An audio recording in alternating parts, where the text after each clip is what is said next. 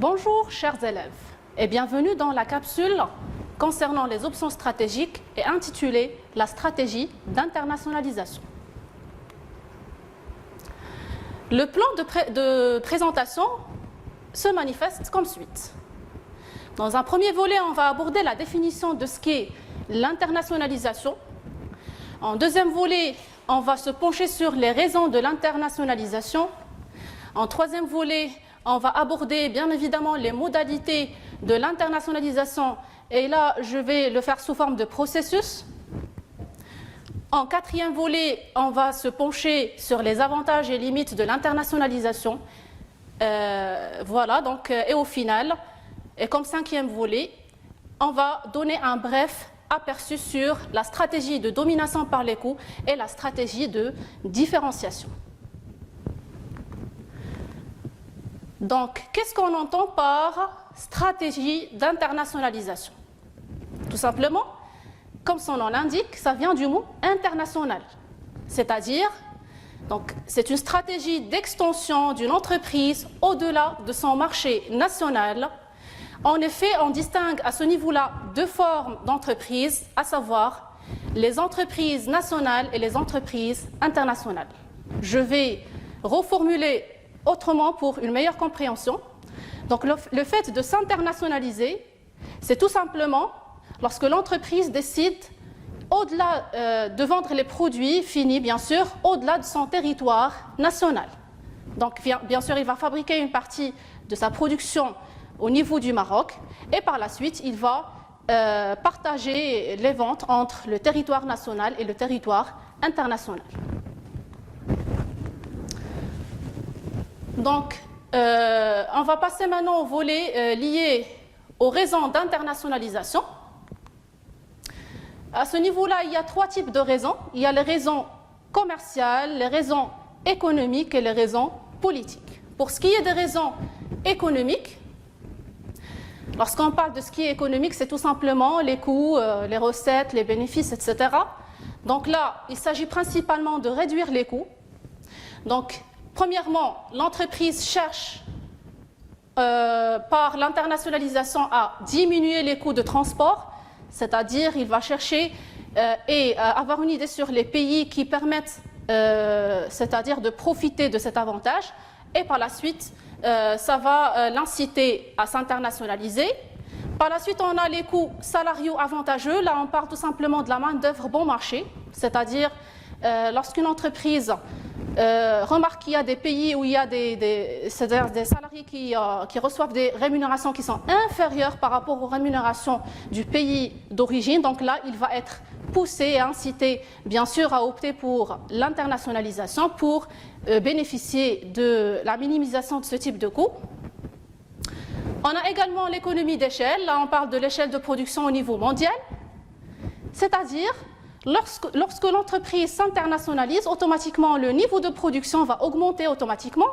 Et lorsqu'on dit augmentation de la production, ça signifie spontanément la diminution des coûts unitaires fixes. Pour ce qui est des raisons commerciales, il s'agit principalement sur ce volet-là du fait d'élargir le marché de l'entreprise en question.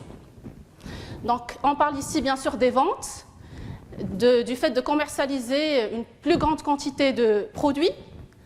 Donc là, il y a une opportunité de vente plus large, un marché à fort potentiel. On cite à titre d'exemple la Chine. Donc il faut bien sûr que toute entreprise, après avoir, c'est-à-dire atteint le niveau de saturation du marché national, essayer de vendre dans d'autres pays afin de découler, afin de vendre le reste de ses produits. Il y a une troisième raison commerciale, à savoir le fait d'atteindre une position de leader au niveau mondial. Bien sûr, lorsque l'entreprise cherche à s'internationaliser, toujours, comme il est le cas du marché national, toute entreprise cherche à devenir leader sur le marché où elle opère. Donc l'internationalisation, notamment les exportations, les investissements directs, comme on va voir par la suite, vont permettre à l'entreprise d'atteindre cette finalité-là. En dernier lieu, on a dans les raisons commerciales le fait d'atteindre la taille critique. Donc la taille critique, c'est le fait que l'entreprise atteint le maximum du chiffre d'affaires, le maximum de bénéfices, le maximum d'effectifs au niveau du groupe ou bien au niveau de l'entreprise, etc., etc. Donc l'internationalisation, ça permet justement d'atteindre la taille critique pour l'entreprise en question. Pour ce qui est des raisons politiques, on parle généralement du fait de profiter des conditions favorables. Donc, qu'est-ce qu'on veut dire par conditions favorables? On a par exemple les incitations fiscales du pays d'accueil. Là, je vais vous donner juste l'exemple des paradis fiscaux. Vous avez certainement entendu parler des paradis fiscaux, pardon. Donc, les paradis fiscaux, ça signifie tout simplement que le pays où on va installer soit une unité de distribution, une filiale de production, etc., c'est-à-dire pratique des taux d'impôt qui sont minimes par rapport au pays d'origine. Donc, bien sûr, là, l'entreprise va être encouragée et incitée à s'internationaliser. Il y a aussi dans le cadre politique l'abaissement des droits de douane. Là, je vais parler un petit peu des contrats de libre-échange qui sont signés avec les pays européens ou bien les autres continents de manière générale afin de bénéficier des conditions favorables en matière de droits de douane, c'est-à-dire les barrières douanières, que ce soit les barrières tarifaires ou les barrières non tarifaires. Donc là, on a fini avec les raisons de l'internationalisation. Maintenant, on va passer aux modalités de l'internationalisation. Donc voilà, là, il y a plusieurs modalités. Et je vais, comme j'ai déjà précisé au départ, je vais traiter cette partie sous forme de processus. D'accord? Donc dans un premier temps, l'entreprise, lorsque le marché national est saturé, elle va chercher à exporter une partie de sa production sur le territoire international. Donc c'est ce qu'on appelle les exportations, bien évidemment. Donc les exportations, là on peut distinguer plusieurs formes. Il y a l'exportation directe, d'accord? Comme son nom l'indique, c'est l'entreprise qui va se charger personnellement de distribuer ses produits à l'étranger. Donc les produits, bien sûr, ils vont être fabriqués sur le pays d'origine et par la suite, ils seront vendus, c'est-à-dire par l'entreprise elle-même, soit à travers un service d'exportation, bien par le biais d'un agent commercial chapeauté par l'entreprise. La deuxième modalité d'exportation, c'est l'exportation indirecte. Là, l'entreprise va chercher à signer des contrats de partenariat avec des distributeurs sur le pays d'accueil. C'est-à-dire, il va charger un intermédiaire sur le pays d'accueil qui va se charger, bien sûr, de distribuer ses produits finis sur ces territoires.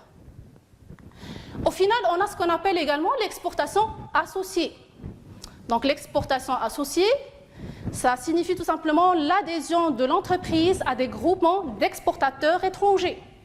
Là, ça rentre généralement dans le cadre, c'est-à-dire l'exemple marquant ici, c'est les GIE, les groupements d'intérêt économique, qui contiennent bien évidemment un ensemble d'exportateurs et là, ils vont bénéficier bien sûr de plusieurs avantages. Dans une deuxième grande phase de ce processus d'internationalisation, après l'exportation, bien sûr, l'entreprise va chercher à opter pour l'investissement direct. Qu'est-ce qu'on veut dire par investissement direct? C'est le fait soit de mettre en place une filiale de distribution propre à l'entreprise sur les territoires du pays d'accueil. D'accord? Ou bien encore mettre en place ou créer une filiale de production, donc dans un niveau avancé.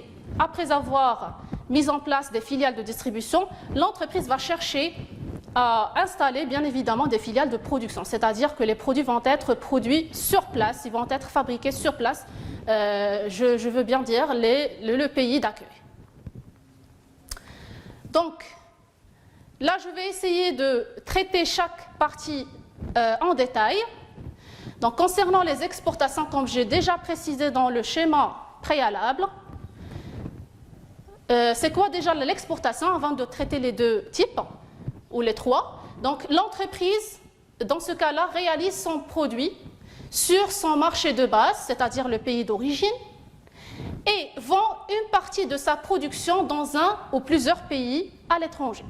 Donc, c'est ça ce qu'on veut dire par exportation. En fait, il existe deux modes ou trois modes. Je vais traiter le troisième par la suite dans la diapositive suivante. Donc, les deux premiers modes, ce sont l'exportation directe.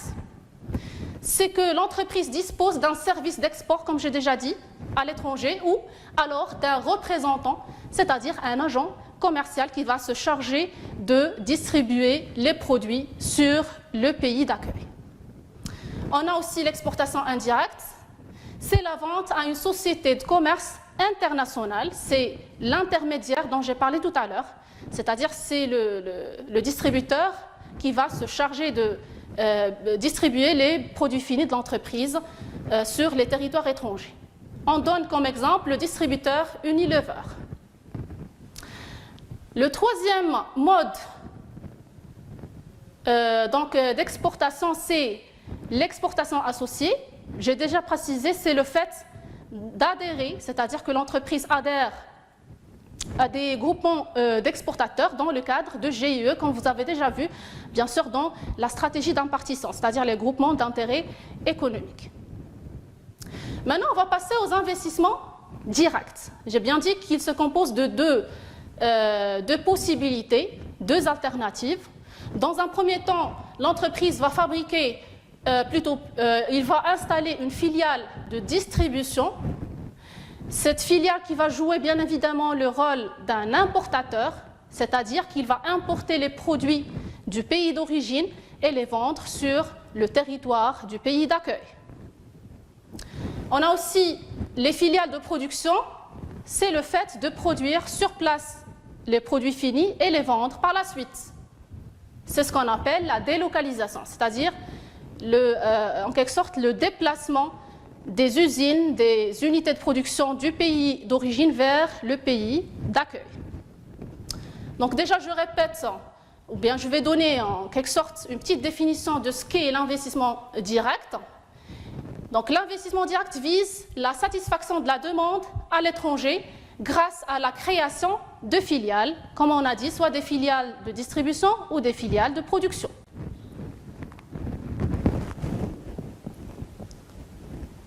Donc voilà ici un rappel de l'exportation associée. Elle consiste à l'adhésion de l'entreprise à un groupement d'exportateurs, comme j'ai déjà donné l'exemple de GIE.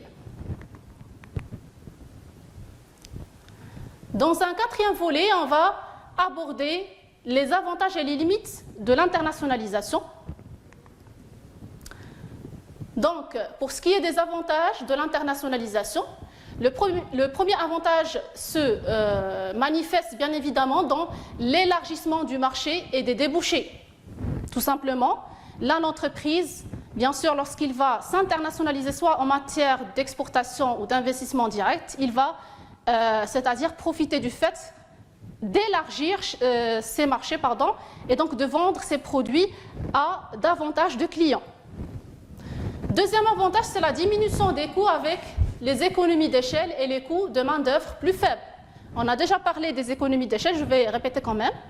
Donc les économies d'échelle, c'est le fait de bénéficier de l'augmentation de la production qui est générée par, c'est-à-dire l'internationalisation, et ceci va permettre à l'entreprise de profiter bien évidemment de la minimisation des coûts fixes unitaires. Là aussi, pour ce qui est de la main-d'œuvre, c'est déjà précisé au départ.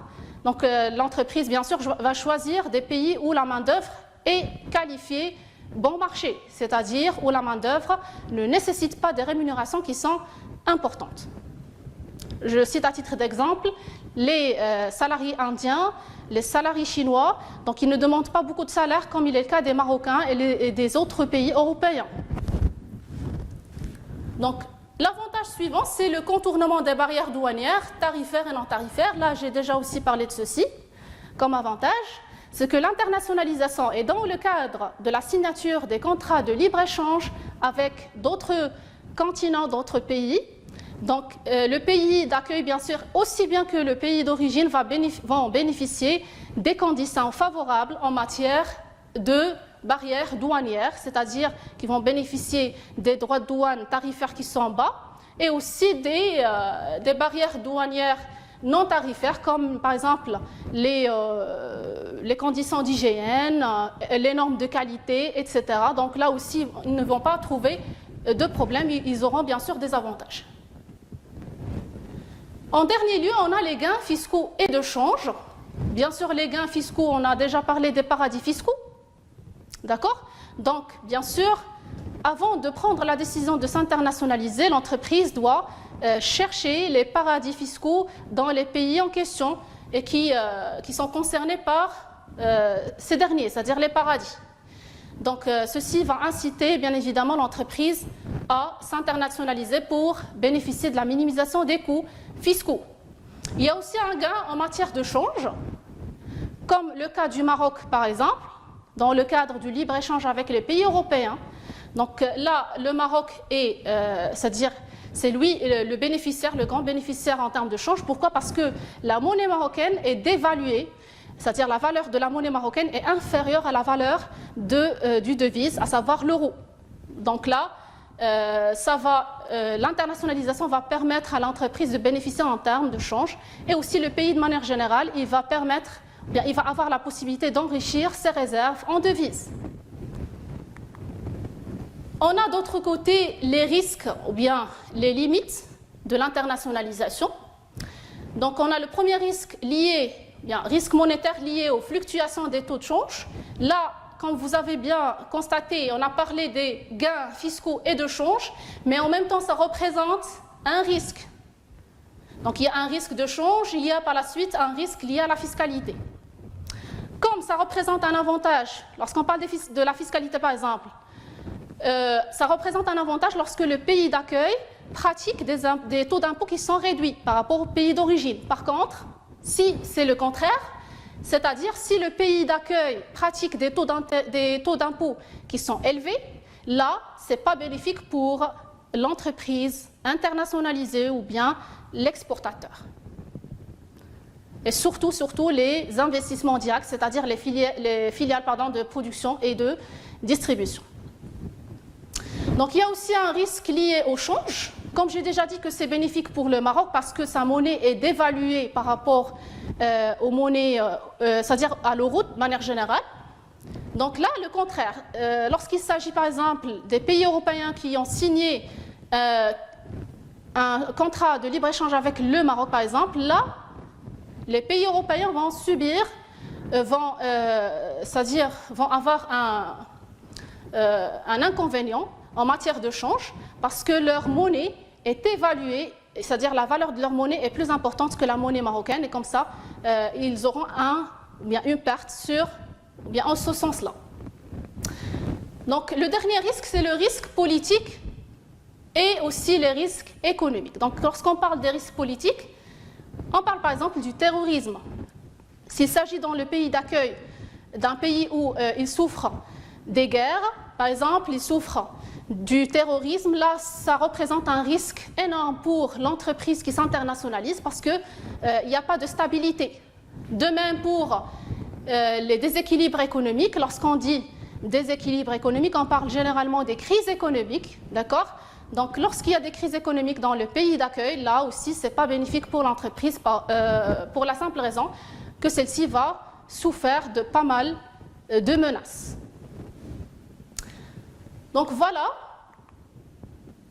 Maintenant, on va donner un bref aperçu par rapport à deux grandes stratégies appelées stratégies génériques ou encore stratégies de domaine, ou encore on les appelle, on les nomme les stratégies concurrentielles.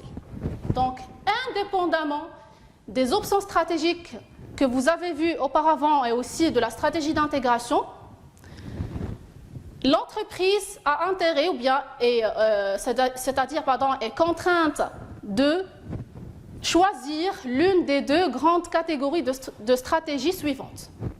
Lesquelles? Donc la première, c'est la stratégie de domination par les coûts. Donc là, comme son nom l'indique, donc dominer le marché par quel moyen? Par les coûts. C'est-à-dire que l'entreprise va essayer de minimiser le maximum possible ses coûts, d'accord, pour se distinguer, se différencier par rapport aux concurrents sur ce marché.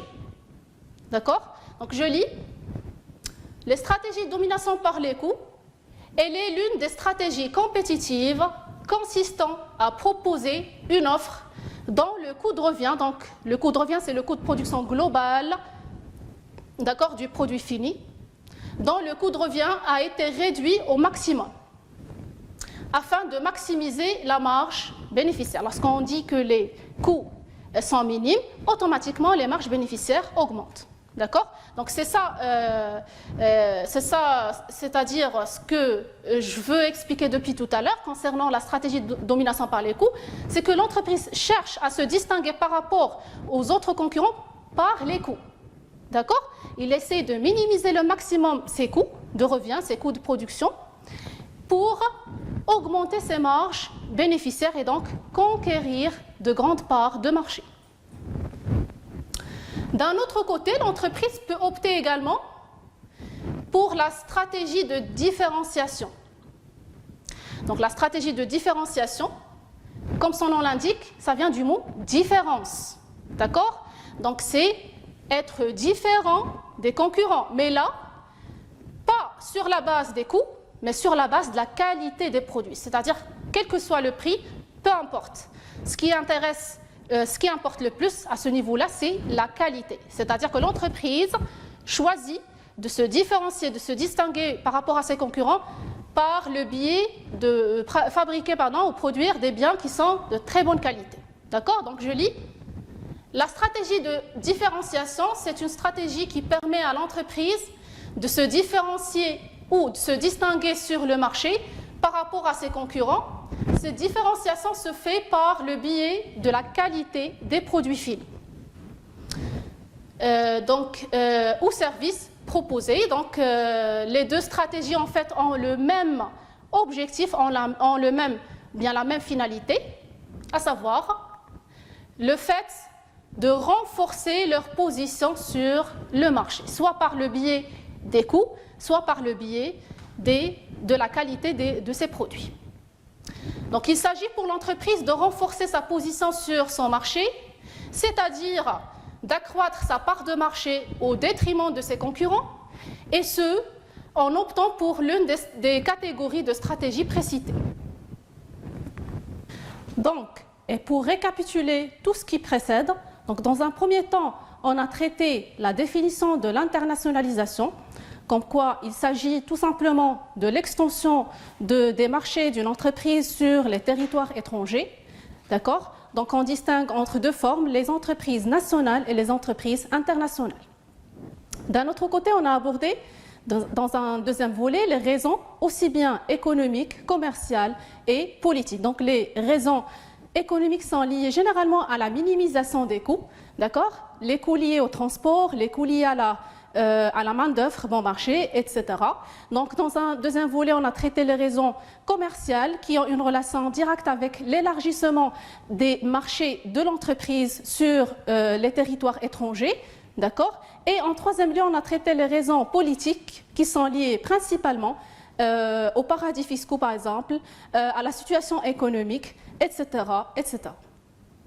Dans un volet suivant, on a traité le processus de l'internationalisation, à savoir donc, le fait que l'entreprise commence par une simple exportation.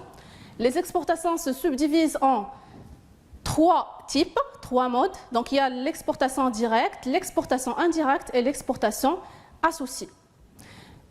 Donc l'exportation directe, c'est-à-dire que l'entreprise va se charger elle-même c'est-à-dire la distribution de ses biens ou de ses produits sur le territoire du pays d'accueil.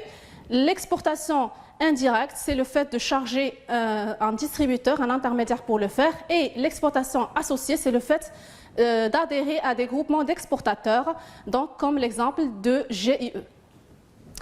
Donc, dans une grande deuxième phase, on a l'investissement direct qui se subdivise en deux grands volets. Donc, dans un premier lieu, l'entreprise opte pour l'installation des filiales de distribution et dans un deuxième temps, elle opte pour l'installation des filiales de production. Donc, concernant les avantages et les inconvénients de l'internationalisation, donc il y a des avantages, pardon. Il y a les avantages, c'est-à-dire qui concernent par exemple l'élargissement des marchés. Il y a les avantages liés au coût. Du coup, l'entreprise bénéficie de la minimisation des coûts en matière de transport, de fiscalité, de change. Et il y a aussi d'autres avantages. Donc, côté inconvénient également, on a abordé les risques liés à la fiscalité, comme quoi le pays d'accueil peut augmenter le taux d'impôt.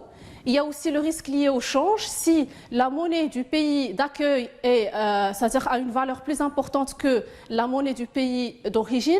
Et il y a aussi les risques liés aussi bien à ce qui est l'économie de la nation et aussi aux risques politiques. Donc voilà, chers élèves, notre capsule a pris fin. Je vous donne rendez-vous à la prochaine capsule intitulée « La croissance de l'entreprise », plus précisément les généralités et croissance interne. Merci pour votre aimable intention.